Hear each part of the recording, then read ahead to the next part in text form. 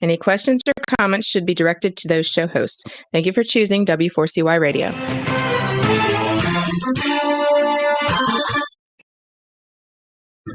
What's working on purpose anyway? Each week, we ponder the answer to this question. People ache for meaning and purpose at work, to contribute their talents passionately and know their lives really matter. They crave being part of an organization that inspires them and helps them grow into realizing their highest potential. Business can be such a force for good in the world, elevating humanity. In our program, we provide guidance and inspiration to help usher in this world we all want, working on purpose. Now, here's your host, Dr. Elise Cortez. Welcome back to the Working on Purpose program. Thanks for tuning in again this week. I'm your host, Dr. Elise Cortez, joining you live from the road in Aspen, Colorado, where I'm both playing and working. If you've been tuning in for a while, you know this program is a thought leadership series that enlightens and inspires listeners with insights from distinguished business leaders and subject matter experts. Before we get into today's conversation, I want to give you two announcements from the road. First, September marks the launch of Gusto Now, which is a growth and transformation institute dedicated to awakening meaning, passion, inspiration, and purpose in people, leadership, and organizations. We'll be featuring leadership development and other professional development courses on this e-learning platform, available to individuals and companies in English, Spanish, and Portuguese. You can learn more at gusto-now.com. Second announcement is my book, Purpose Ignited, How Inspirational Leaders Ignite Passion and Elevate Cause, is finally due out on Amazon November 16th. You can pre-order it there. I wrote the book to turn you on to ignite your passion, inspiration, and purpose, and radically change the way leadership is conducted and business is done across the world. Now, on to this week's program. Our guest today is James Sinclair, the Chief Executive and Co-founder of Enterprise Alumni, which is a leading alumni and retiree engagement platform. Their software powers the corporate alumni networks of the world's largest companies, leveraging this vast, untapped pool of people for talent, sales, marketing, and community. We'll be talking about the importance of relationship management in business today, how Alumni Network came to be, and how the platform improves operations for business in today's purpose economy. He joins today from Los Angeles, California. James, welcome to Working on Purpose. Thank you so much for having me. I'm so excited about the book. I can't believe that was point number 2. That should have been point number 1. I've been up to all kinds of fun things in this pandemic, James. Let me just say that. It's just been fun. All kinds of mischief, including you, by the way. You're part of my mischief. So I loved it when we crossed paths, and I like to start my shows by acquainting playfully our listeners and viewers with my guests. And so, among other passions, you know, I'm an identity researcher, James. And so we got to start by how you cheekily, if I can use that word, put on your LinkedIn profile that you're an ENTJ, which is a Myers-Briggs personality type, a mix of technology, growth hacker, business acceleration, and generally shiny truck and new gadget syndrome guy. Can you say more about this person that I'm talking to? I don't know if we have enough time in the day to talk about that. You know, I did that survey with a identity researcher many years ago, and the reality is she was exactly right across the board. And I think one of the great things about that is it actually can teach you and give you learnings of areas to focus on, things that perhaps I didn't consider or recognize about myself, that when you read it, you're like, oh, that's me. And then you're like, oh, that's me. And I need to make some adjustments of that. And so, I think the reason I like to put it out there is because I think it works. I think it's nice, a nice icebreaker. And for people who are into identity research and that type of thing, it's a great way to kind of start a conversation and laugh a little bit amongst the pros and cons of what that even means. Well, you know what's so great from my vantage point, James, because in my view, you're really in the business of relationship management. And so, right, in so many, just today, I gave a webinar, a presentation, and I was saying job number 1 is self-awareness, right? So if we know how it is we're navigating the world and what motivates us, we can then bring it when it really makes sense and then take it back a little bit and notch it back when we need to. So for example, I'm an ENFJ.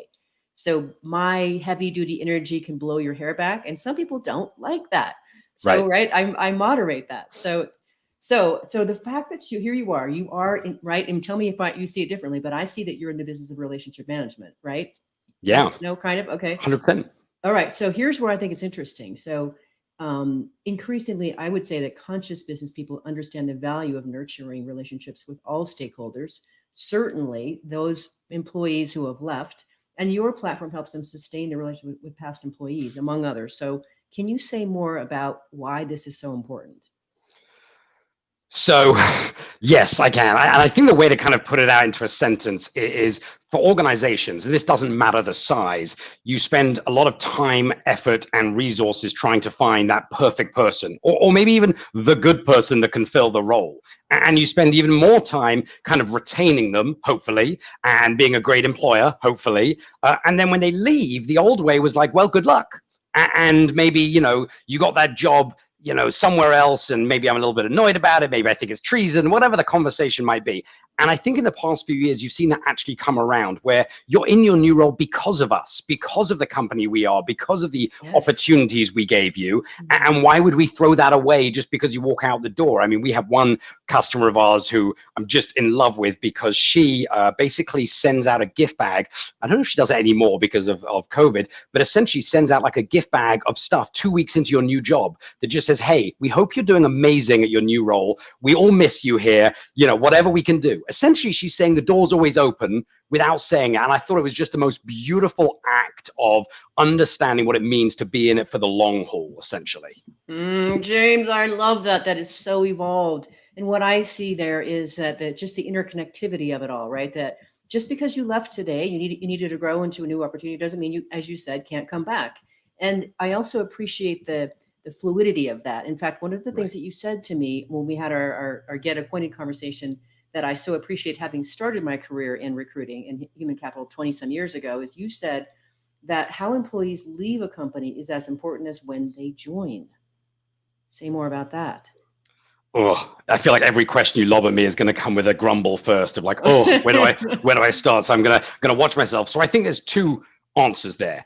The first, going back to that first example of the lady that sends out the gift box or the thank you or the note to the people that have left, is there are going to be people who say, why would you invest that money? What's the ROI of doing that? And show me the value.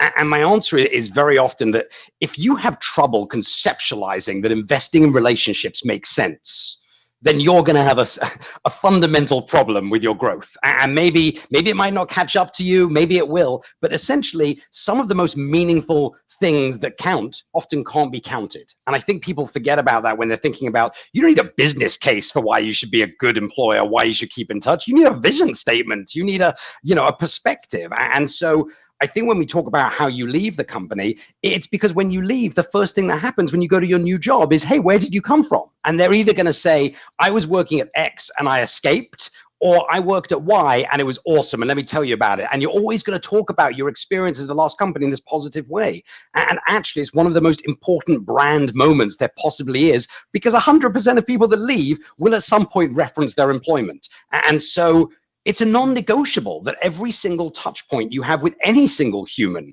should be how you would treat your best customer. And anyone who thinks that it's negotiable, that you can treat vendors through procurement differently to how you treat people onboarding into jobs or people offboarding, are again not recognizing that the world is changing and they are going to be left behind. Oh, James, this is so delicious and yummy, right? Is there a better way to converse than something that's so enlightened? Let's compare and contrast, shall we? I remember distinctly when I got into the recruiting space in late 1998, Seattle, Washington. We were, recruiting like crazy, especially technical people. But I also remember distinctly the practice of when it was time to sever an employment relationship, what that looked like. Generally speaking, what happened is the unsuspecting employee or contractor would be sitting in their office or cube working, when they would be sort of picked up by the scruff of their neck and led out to the parking lot. And just before that, they were given a box and told to grab whatever that was in the arm vicinity, put it into the box, and they were walked out to the parking lot and dropped off. I always thought that was so incredibly disgusting and dehumanizing. And so what you have ushered in is so much more sensible, enlightened, and humane.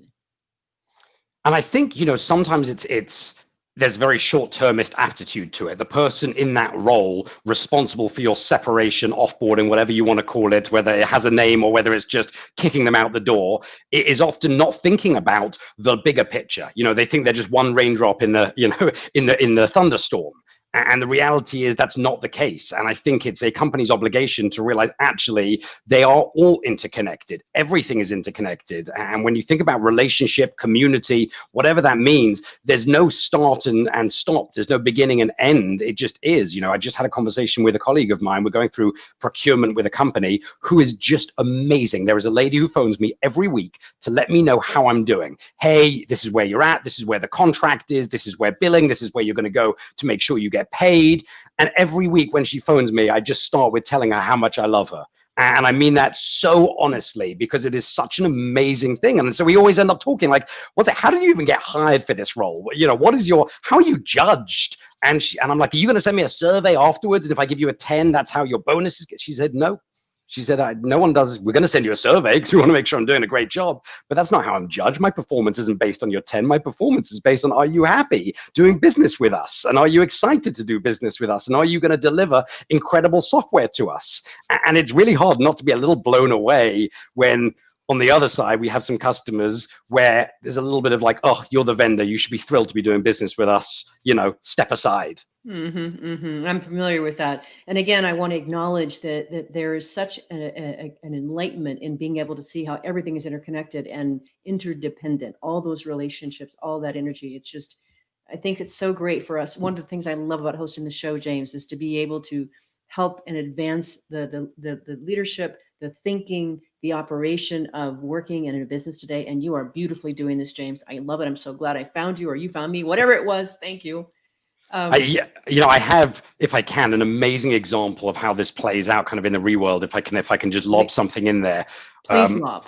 This is for a restaurant chain, a North American restaurant chain, hundreds and hundreds of them, full service, sit down. And I guess, again, today, maybe not as applicable, and then they've moved in towards delivery and so forth. But essentially, they are America's first employer to a certain extent. People come out of high school and they're working there, their first job, living with their parents, whatever it might be. Many people might not be going to university. And the number one cause of attrition of when people leave the company is no call, no show. Someone young that wakes up late, does something wrong, forgets something, doesn't show up for whatever reason, good or bad, and thinks the responsibility or the accurate thing to do is to put their head in the sand and to ignore it and hope it goes away. The CHRO of this brand basically said it is his personal obligation to teach people, number one, that's not how business works. You just phone, you tell them you made a mistake, you made an error, how can I make it up? But he said, forgetting that I believe it's my responsibility to teach people this, I can't afford to lose their entire family. So if you think about that individual, his entire or her entire family can no longer come to this restaurant because if they're like, hey, let's go here for Sally's birthday, this kid that overslept and didn't turn up is gonna be like, oh, I can't go there. That's the manager I stood up and never returned their call. He's like, I can't afford to lose 50 customers because one kid, overslept. And I think it doesn't always, sometimes we pray it's because it's out of the goodness of heart. But other times you recognize there's just a financial business recognition of doing the right thing actually leads to incredible business results. That's so beautiful, James. And again, we're teaching strategy, right? When I was teaching at SMU, related to what you're saying, I taught a course called Professional Seminar, which was for juniors and seniors. And essentially, James, what it was is how to get and keep your first job. And it's so important, that socialization, that first job. I love what you just shared. That's so fantastic. Okay, so now I have to ask, we've talked about why this is a good idea, but what are companies missing out on when they do not nurture their alumni network? So I think no one ever looks at it. Very rarely do people look at it and say, this is a terrible idea. Yes, you're going to have some people who maybe just through, and not to be an ageist, maybe perhaps a little bit older in the employment organization where leaving was, you're a traitor. And that existed, and we just have to accept that. But in reality, what they're losing is this entire pool of people that have an affinity to the brand. You're talking about customers, you're talking about referrals, you're talking about brand marketing. We had one customer that stopped all their advertising on Facebook and Instagram, essentially saying until they manage kind of how they're gonna deal with their advertisers, they're gonna put a pause on that advertising.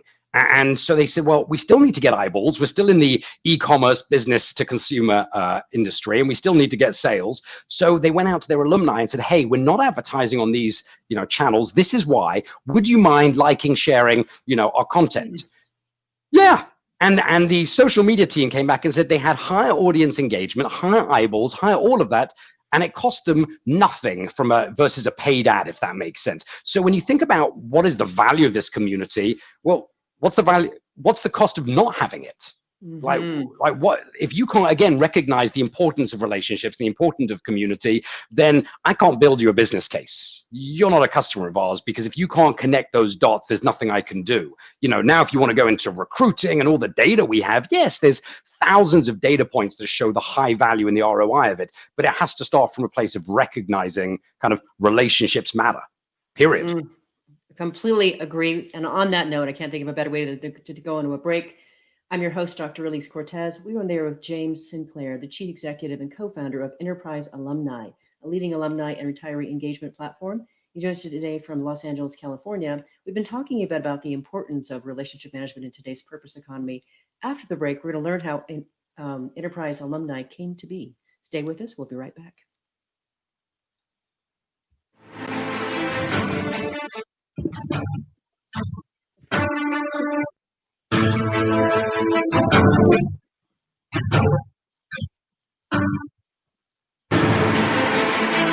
Dr. Elise Cortez is a management consultant specializing in meaning and purpose, an inspirational speaker and author. She helps companies visioneer for greater purpose among stakeholders and develop purpose-inspired leadership and meaning-infused cultures that elevate fulfillment, performance, and commitment within the workforce. To learn more or to invite Elise to speak to your organization, please visit her at elisecortez.com.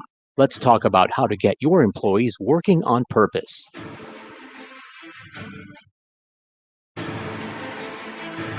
This is Working on Purpose with Dr. Elise Cortez. To reach our program today or to open a conversation with Elise, send an email to Elise, A-L-I-S-E, at elisecortez.com. Now, back to Working on Purpose.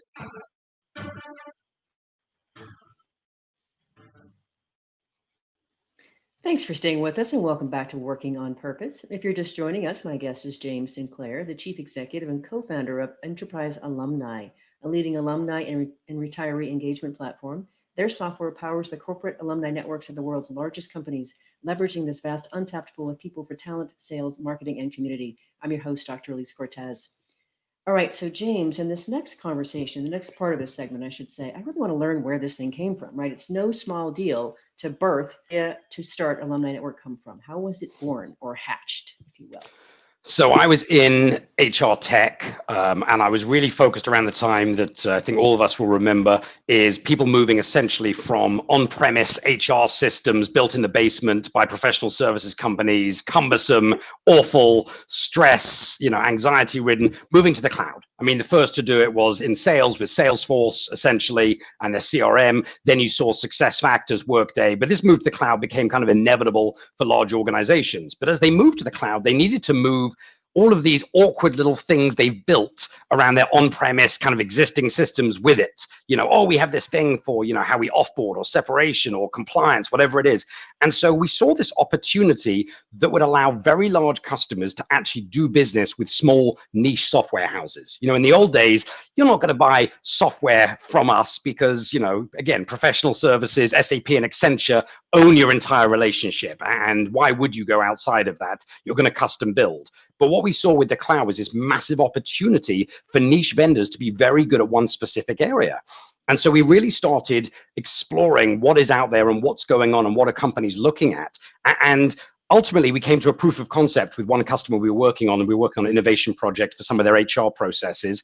And this concept of how people leave and replacement and opportunities and benefits came up, and light bulb hit. I was like, that could be a thing. So we did a proof of concept. We tested it out with our one of our first customers, and that was actually Lufthansa. And it worked really well. And over a period of about a year, we thought that was it. Custom project, we're done. But over about a year, we had about 5 more people come up and say, well, we want this thing, whatever that is. And that was about 4 years ago. And on the beginning of year 2, we were like, oh, this is real. There's a massive gap. There's a massive white space, and the data is sufficient that we don't have to rely on early adopters. We can actually give some real data that says, if you implement a program, these are the results you're going to see. And so, yes, about 3.5 years ago, it became Enterprise Alumni, and we've raced to market ever since. Kudos, hats off. Oh, it's just fantastic. It's so great to see something birthed, right? So one of the other things that I stand for is to really help nurture more entrepreneurs in the world who are solving problems in the world and expressing themselves through the work that they do. That's part of what I stand for. So I want to hear a little bit more about that story so that those listening that have maybe just even a slight inkling that they might want to do something in the way of entrepreneurship, they've got an idea, help us understand. So for Lufthansa was trying to do something to the extent that you can share with us. What was it, the problem they were trying to solve? Why did they want to engage with you? So I think one of the big areas of all of this, and being an entrepreneur or having an idea, and not necessarily being an entrepreneur, just being able to kind of see the forest through the trees, or whatever one wants to call it, is just hearing a tidbit in the middle of a conversation, that 3 words that goes unnoticed, but actually is absolutely everything.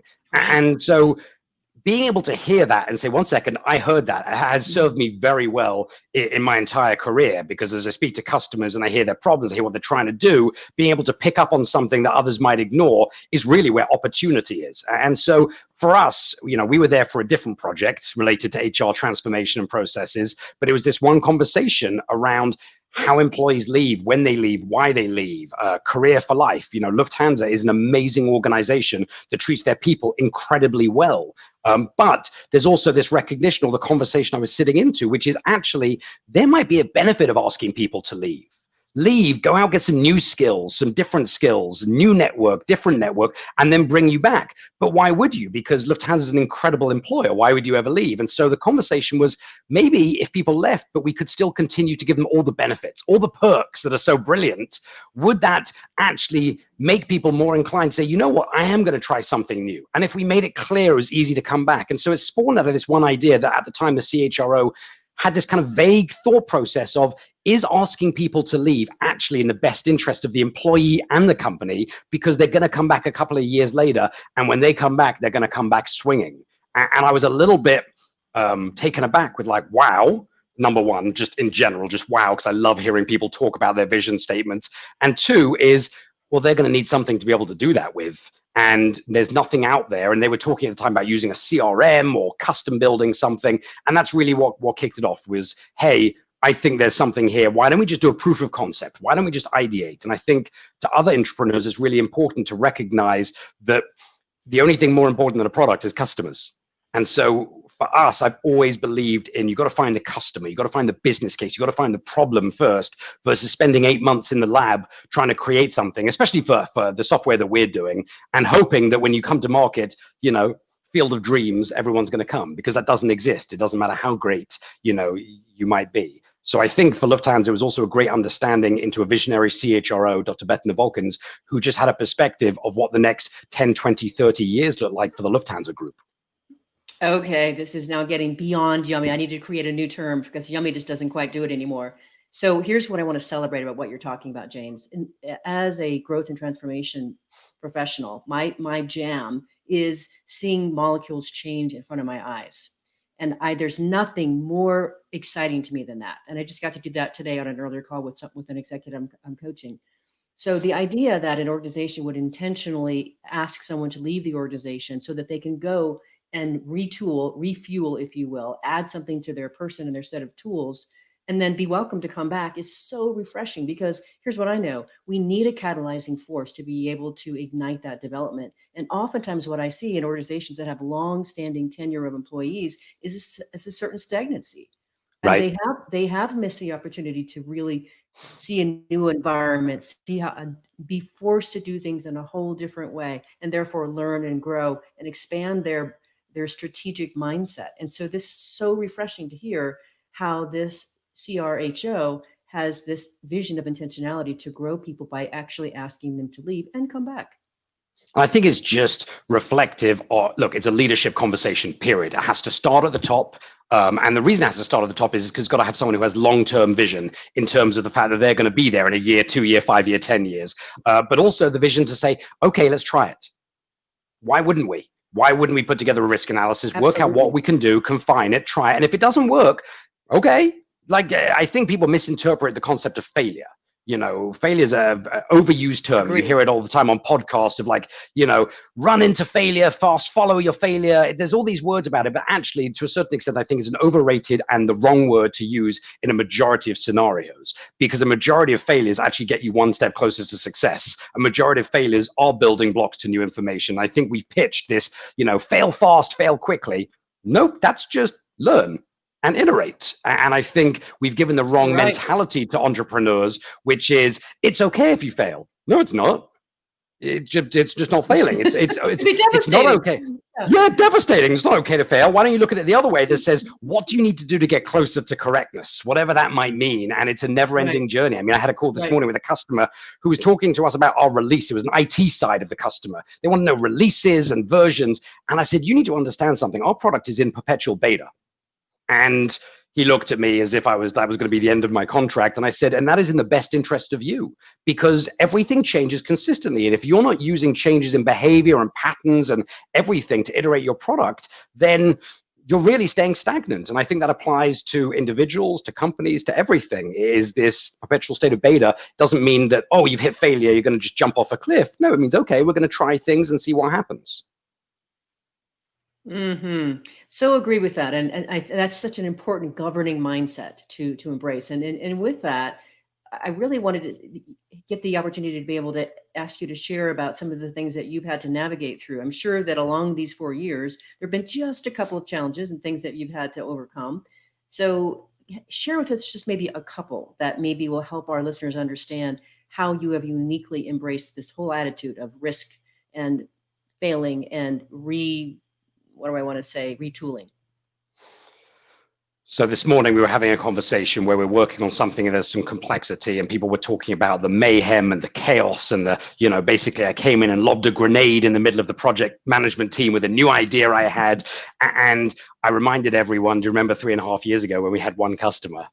You want to talk about a grenade? I had no grenades because I had one customer. We were wondering how we were going to get our second customer. When we had 2 customers, we had a platform that wasn't fully stable, and we were trying to work out how we were going to, fake it till we make it. At 5 customers, we suddenly needed support, but we didn't have it. So all of us were running 24/7 support on our phones and having alarms wake us up if a customer in Europe submitted a support ticket. The problems never go away. They just change, and it doesn't get easier. It just different. And I think it's really easy to forget the pain of like last year or the pain of 3 years ago. I always tell people when we're in things, I'm like, remember this, because in 2 years, when you complain about something, I'm going to remind you about this moment and how the world was ending right here, and it wasn't. So I think one of that is recognizing that the pain is the only difference is the level, the amount of it. As we get bigger, we have bigger contracts, we have government contracts, just bigger problems, different problems. It doesn't change how quickly I might lose my hair. And I think the second side of that is also my personal growth, which is how to be a great employer. And I think that has accelerated in the past 6 months, and that has done more learning for this company and our product than actually anything has in my life in terms of learning how to be a great employer. The one thing I've always done is when I interview people, I always, first question, when you leave us in 3 years, what role are you going to get? And people are like, what? I'm like, when you leave us in 3 years, because I hope that either you do, or if you don't, it means everything's amazing. What is the next role? Are you going to have headcount? Are you going to have this? Are you going to be VP? What is the role that you're going to go into? And, on one side, it always baffles people because people don't ask that. But 2 is I explain to my employees or the prospects, I need to understand what I got to do to keep you. I need to understand what I've got to do at every single moment of every day to retain you, because retaining you is a right. Sorry, retaining you is a privilege, not a right. And therefore, if I don't know your 3-year goal, if I don't know where you're going, then someone else is going to come in and swoop you. And so I think that learning is as important as the business learning, is trying to be a good leader, especially now when everyone's, working over Zoom. Wonderful points. That's so great to share all of those things. And it makes me think the next thing I really want to get to, because let me back up and give some context first. From my vantage point, James, I am very, very biased in this. I do think that work is a pretty amazing playground when you get it right, when you have the right fit, right? For a lot of people, about 85% of the globe as it is, really don't quite see it that way, just so. So you and I are both working on changing that. In fact, one of the things I didn't say is part of what I'm doing, especially in the pandemic, is helping organizations to look at and evaluate. Let's look at all of your human capital processes and procedures and see which ones need to be either completely thrown out entirely because they were invented in 1982 or adopted in 1982, or they are sucking the soul out of the people that you're trying to motivate and get to perform. So anyway, all that said, I love the work that I get to do. I get to live my purpose, and I have a sneaky suspicion that you have a little bit of fun in what you're doing. So I want to hear a few things that you're proud of at what you've done at Enterprise Alumni.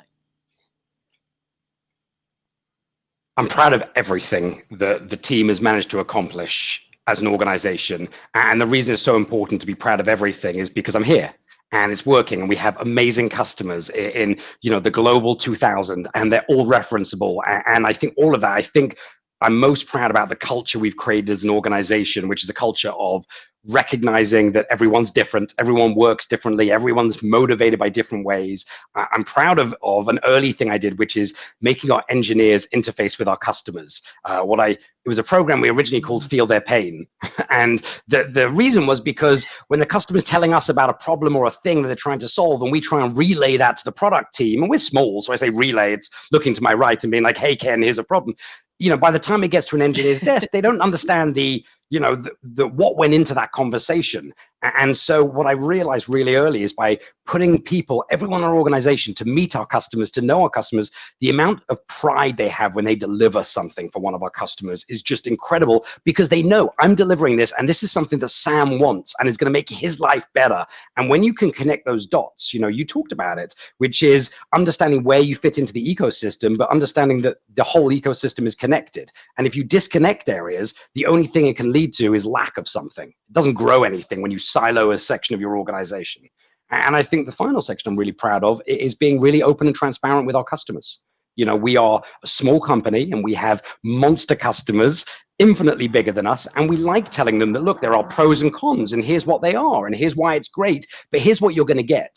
My first few customers, I remember when I went back and said, hey, I'm building out like a repeatable sales process to get more customers. I need to understand why you said yes. And the majority answer was, I didn't think your product was there yet, was actually what I heard overwhelmingly. And of course, I fell off my chair of like, oh my God, is this, I might be canceled. I phoned you for advice and this is the end of our contract. But they said, actually, we bought into your vision. We bought into your team's vision. We knew you were going to get there. And if you got there, we knew it was going to be amazing.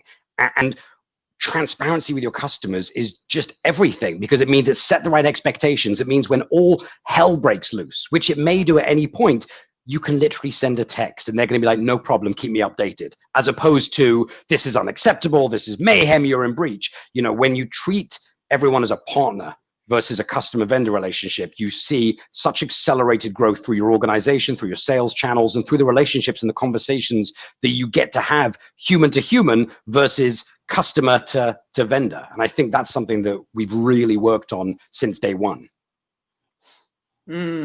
So beautiful. And again, showcasing the true value and the ROI of building beautiful, precious relationships. Beautiful, James. Oh, 100%. All right, our last break. Elise Cortez, your host. We've been on the air with James Sinclair, the chief executive and co-founder of Enterprise Alumni, a leading alumni and a retiree engagement platform. He joins us today from Los Angeles, California. After the break, we're going to hear more about the business win and application of this platform. Stay with us. We'll be right back.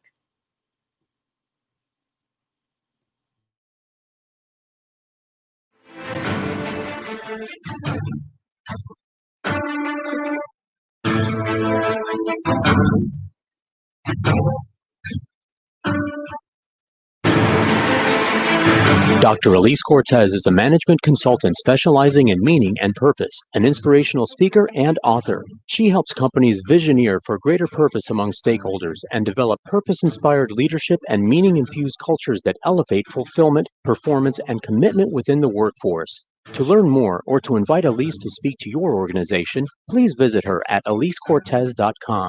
Let's talk about how to get your employees working on purpose.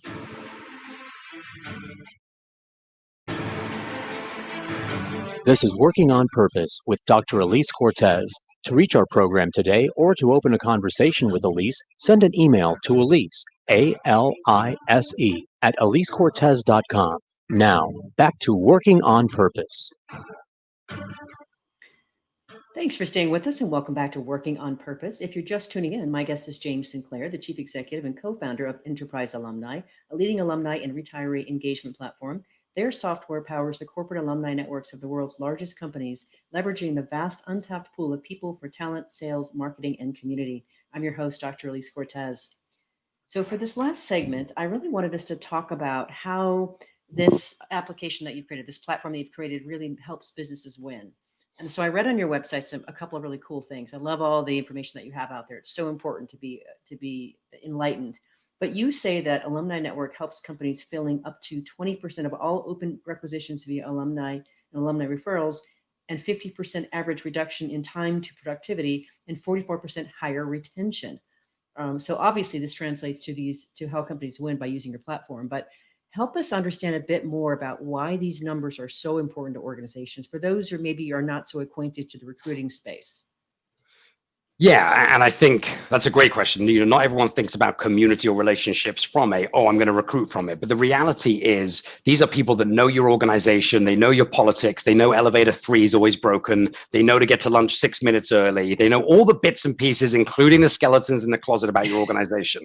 And so there's 3 data points that we kind of have based on all of our data. Number one is about 80% of all leavers, eligible leavers, not people who are terminated for cause, or about 80% of all eligible leavers would return for the right opportunity. Of that 80%, a majority of them are never going to go to your careers website and fill in their resume. I mean, I can't imagine again in my life I'm ever going to visit careers.thatcompany.com and create a profile and update my competencies. But having access to those people and giving them an accelerated re-entry. If they do take the job, number one is you can ask their old manager, hey, Sally, how is it like to work with Frank? And she's going to tell you. He's great. He's amazing. Here's what you have to work on. Here's what you don't. This is what's going to work. The real honest answer is the best way to find out if someone's going to be a great fit is to work with them. You've got to get over that resume period. And not everyone likes this example, but I really think about it from a dating perspective. When you go on and you have your first 2 months of dating, everyone's on their best behavior. And then, month 2 or month 3, day 3, you leave a cup by the sink instead of washing it and cleaning and putting it in the dishwasher. By month 6, my wife has worked out I'm a bit of a slob. And the key is, because it takes comfort to understand it. And I know it's not maybe the greatest example, but that's how it works in business as well. That all the vectors, all the AI, all the intelligence doesn't actually show you what it's going to be like to work with this human. So bringing someone back gives you that answer. And that's why it's the number one source of quality hire. And what we mean by that is at the end of the first year, they're still with the company, they're not in a performance improvement program, and the manager rates them good or better. So we know that data exists. And then the second data point is feet on the ground quickly. So if we think about 2 use cases we currently have based on kind of where we are in the world, one of our customers is going out to all of their retirees and saying, would you come back and work for us? Retirees that left in the last 4 or 5 years, I think. Not because we need someone to fill in Excel spreadsheets and do manual labor. No, because we don't have enough people in our organization who have been through and recovered from a crisis. And we need your leadership. We need your guidance. We need your expertise. Would you return? Overwhelming yes. In fact, what was so amazing is how few people asked how much, as in what's the opportunity. I think a little bit selfishly, if someone had come to me with that question, my first response would be like, yeah, what are we looking at here? Let's put together a deal structure. What was so amazing is these retirees were so vested in the organization, for a number of reasons, including the fact their retirement account is linked to the business and the business success. But it was an amazing conversation between a company and this pool of people. And so when they do get back, they know everything. They know what works. They know what doesn't work, and they're going to be impactful. So I think when we think about this one answer of what's the value, well, we know what you are. We know how you are. We know whether you're great. And we're seeing a lot of companies saying, we want to hire great people. We'll teach them the skill. So how do we just find great people? Well, this talent pool of, from thousands to tens of thousands that have worked with you over the past 10, 15 years as an organization. Well, the other thing that strikes me going along the same dating or marriage line there, James, is so, an employee leaves an organization because they just couldn't stand that person, my employer leaves the teacup by the sink. I hate that about my employer, right? They go to their next employer and they realize not only did they leave the teacup, but the sink is full of dishes. I'd love to come back to that teacup, right? So the grass isn't always greener. And so to have an opportunity, a means to return, to me just makes so much sense. And to make it civilized and humane is even better. We have a data point from a survey we did to all of our users last year, and it's a little bit aggregate, so it's not perfect because it includes all industries, all globes, but nearly 30% of people regretted their job move. But what am I going to do? I can't phone you back up and be like, hey, remember me? I left 4 days ago. I hate it. You can't do that. I mean, my arrogance alone would never, or my ego alone would never actually let me make that conversation. So that's why making sure you leave the door open for those passive opportunities to return is so critical, because it's a tough conversation. Who do I phone? Where do I phone? How am I going to do it? You've got to make it as easy as possible for someone to stay in touch, whatever that might mean. And you've got to break down all the barriers that people might have, whether it's my ego and my arrogance, whether it's my, confidence, whatever it is. You've got to make sure that as an organization, the door is open. All they have to do is raise their hand just a few inches up in the air, and you're going to be right there to be like, hey, how can we help? Mm-hmm.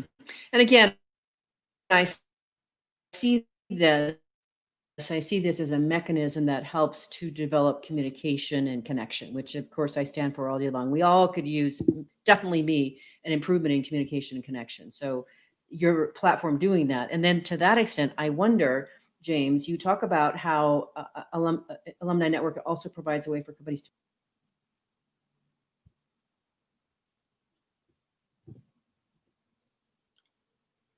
Dr. Cortez, I apologize. I missed the last section there. No worries. I thought I saw something disconnect there. What I was asking was, I wanted to better understand how Alumni Network helps companies to market their products and services through their alumni. How does that work? Majority of people are still customers. If you take Target, when you leave Target, you still get a 7% discount. So you can leave Target however you want. You can leave in a fit of rage because that employee leaves the teacup by the sink. But 7% is, for anyone who's been to Target and popped in for batteries and walked out $210 later, knows that 7% is very important. And I think a lot of organizations recognize that a customer is, I can't remember who it is who basically said, when you leave, you're promoted from employee to customer. And that's how we look about the exit process. And I'd love to be able to give the credit, but I think that's really important. And that goes not only for retail, professional services. I think KPMG had that stat that 40% of net new business has an alumni's thumbprint on it. It doesn't mean the alumni originated the deal or signed the deal. It just means somewhere along that chain of a deal being done, an alumni stood up and said something in favor. So if someone is questioning whether or not brand advocates work, well, I would say just look around, because they do work, because 90% of what you buy is based on someone's recommendation there and then. And some companies start by just offering a discount, a very tangible, join our alumni network, this is the discount. We have airlines that maintain, as we mentioned, some of the same perks as you would have had when you're an employee. So a lot of good reasons. It doesn't always have to be, I'm joining the network to get a new job, to learn something, to train something, to connect. Sometimes it's okay to say, I'm joining the network because I'm going to get a discount, and that's a fair trade. Sometimes it's okay to say that. Absolutely. This is what I want in the deal. Absolutely. And back to your transparency thing.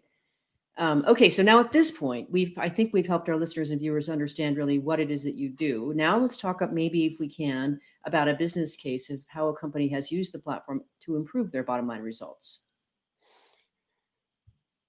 I mean, almost every one of our customers has some sort of an ROI dashboard or something similar. If I was to give a couple of tidbits out there from a data perspective, I was on a recent webinar with EY and Citi, and they both talked about the fact that EY, 18% of all employees are returners. Citi, 12% of all employees are returners. And Citi went one further and said, for positions of a certain grade or higher, and I forget what they said, we believe the saving is about $75,000 every time we hire someone back, because they stay longer, they're more impactful, all of those stats. So you have companies out there that are doing the research all day on this, that recognize, for Citi, 12%, $75,000 saving per, you're talking about a multi-million-dollar saving. But I think it's also important to recognize that some people are like, well, great, I'm not Citi, I'm not EY, I have a 12-person company. Cool, we have a small company too. Referrals are just as important to us. Referrals are a critical source of talent supply, a critical source of net new business. So I think these teachings of maintaining a relationship are across the board. Doesn't matter who you are, what size you are. In fact, I think it's just a life lesson that sometimes takes a moment to learn, which is you have to nurture the relationships you have, and you only realize you haven't been great at it when someone's like, hey, do you know anyone at IBM? And you're like, oh, crap. I used to have a great friend that worked there and I lost contact, type of thing. You only really realize the missed connections when you're like, oh, I made an error there and there was no reason. One email a year could have satisfied that. One like on a Facebook post may have satisfied that. And so I think that whilst the data is overwhelming, what you are seeing is a tremendous shift in all the companies that are coming to us specifically during this pandemic. I mean, a majority of our net new customers are customers who are bleeding and firing or furloughing thousands of employees. Yet during this time, they're taking a conscious effort to say, hey, this is awful, But this is not the end of mankind. It's going to rebuild. And so the community and these relationships matter. So this is now the time more than ever to build an alumni community and to connect them and to help them and do whatever we can to, automate, because we're resource, light, but at the same time, try and be of service and of value. We have one amazing CHRO who came on a call a few weeks ago with one of our customers to all of their alumni and said, look, I'm sorry. I'm sorry of the position we're in. I'm sorry the organization we're in. Here's what I want you to do. I want you to go learn. I'm going to open up our entire learning management system. I'm going to open up everything. Go learn, because here are 5 jobs we're hiring right now that in January, we didn't even know were jobs. We need people to help support us on our Microsoft Teams and things and remote and collaboration. Go learn. These are all learnable competencies. They require no experience except learning, and come back to us and earn more money. And this CHRO had basically built a culture of being honest and being transparent. At the end of the call, thousands of people that had been fired essentially applauded for this guy. And it was a great moment to recognize what it means to be a great leader, is during the worst of times, people still respect what you have to say and understand the heart and compassion of what you're trying to say, even though you've just delivered them the worst news ever, which is you're out of a job in the worst job market ever. Such an elevating conversation, James. I'm loving every moment of it. And you just perfectly queued up the next question I wanted to ask you, which is relative to COVID-19. So we all know how much 2020 has entirely changed life, the way we work, and I think irreversibly altered the workplace. So I'm interested in what insights you have about what companies and leaders can do to meet the needs of a workforce that craves meaning and connection in these new times. Be human. I wish it was anything deeper than that. Have a human-centered approach. I wish I could give you, look, there's a lot of bullet points that come off be human, but it starts and ends there. And you're seeing that. And you're seeing that because the conversations we're having are, I'm seeing a customer of mine at home and I'm meeting their kid. I'm seeing their cat walk across the screen. You can't hide being human when someone who day to day, I had one customer, a major bank in North America, and every time I've spoken to him in 2019, beginning of 2020, suit, tie, mahogany walls, like proper old school bank. I kid you not, a week into COVID, we did a Zoom, head to toe in Alabama University kind of gear, cat flying across the room, TV kind of, and we had the greatest chat we've ever had. I don't think we talked any business, but in that 45 minutes, I got to learn more about him that I've learned in 2 years of him being a customer. And I also learned what pig suey means. If you happen to be from Alabama, I guess that's important. I'm not going to go into it. It's a chant that took along. But the key being is those are human conversations, to know a little bit about your life outside the transactional relationship that we have.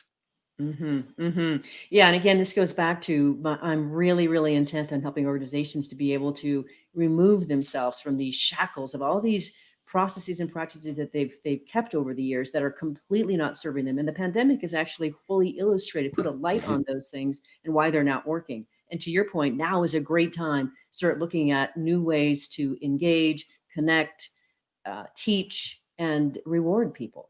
You can get away with it now. We talked to one customer, and if you think about like a 5-star hotel brand, in 2019, they couldn't have sent you an email of like, hey, we're going to try a beta of doing something new. Click here if you're interested in joining. It would have been like, are you kidding me? It's $1,200 a night. You don't do anything in beta. I expect everything to be perfect. Now, all of a sudden, you can say that and people be like, oh, that's great. Look at them innovating. This is the moment where you can take all of those risks. You can try those things because your entire audience is willing to accept that you're trying, you're testing. This is uncharted. So anyone who's like, well, do we really want to investigate? This is going to be hopefully the only time in the next X number of years where you can be like, blame COVID. We're going to try this. But maybe in some respects, this is a way for you to, you're not blaming COVID besides you. You did it as an organization. You have to undo it, but you need to blame someone. You put your arm around it and walk with it into the room, right? That's what you're doing. So, okay. So guess what, James? We managed to do it. We've already managed to blow almost a whole hour together. And so, this program is listened to by people across the world, and it's meant to be able to help them more meaningfully and purposely connect with their work. What would you like to leave our listeners with? Look, as a platform company, Enterprise Alumni, we serve great organizations developing these communities. Not everyone is ready for that. My big sentence is, if you recognize the importance of relationships, think about how people are leaving your organization, whether it's an Excel list, whether it's an email 2 weeks after they join. Just take one step, and that first step is collecting an external email address when they're leaving. Just have a way to reach out to them. Maybe send them one email a year and see what happens. It doesn't always have to start and end with a big alumni platform and a big strategic program. Just starts with taking the first step, and I think that's really important. Fantastic. What a great way to finish. James, you have been delightful. I'm so glad to have you in my life. And by the way, now that we're connected, you could run, but you cannot hide from me, right? You know that? I hope so. I hope so. Good. I'm counting on it. Good. I'm a pretty fast runner too, as it turns out. So look out. All right. So ladies and gentlemen, if you want to learn more about James or the Alumni Network, go to their website. It's enterprisealumni.com. Last week, if you missed the live show, you can always catch it via recorded podcast. We were on there with Dr. Herb Sennett, who's the encouragement doctor, talking about the importance of surrounding yourself with people who lift and can inspire you to take on life's opportunities. Next week, we'll be on the air with Michael Oster talking about his book, Level Up, which will help you regain your forward momentum by using a personal and powerful method to become the best possible version of you, both as a person and as a leader. See you there. Remember that work is at least 1/3 of our life, so let's work on purpose.